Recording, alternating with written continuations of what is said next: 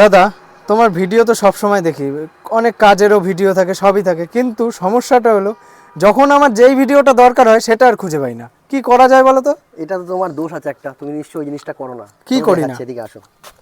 দেখো, এইটা হচ্ছে আমার ফেসবুক। হ্যাঁ, ধরো তোমার ফেসবুকে তুমি ভিডিও দেখছো, ধরো আমার কোনো ভিডিও দেখছো, এই যে আমার চ্যানেল এটা, হ্যাঁ আমার চ্যানেলে কোনো ভিডিও দেখছো, প্রথম তো তোমাকে ফলো করে রাখা উচিত এই জায়গায়। আচ্ছা, ধরো তুমি ফলো করোনি, ধরো এই আমার একটা ভিডিও, এই ধরো আমার একটা ভিডিও, হ্যাঁ এই ভিডিওটা তোমার ইনফরমেটিভ ভিডিও, কীভাবে পাসপোর্ট সাইজ ছবি বানাতে হয়।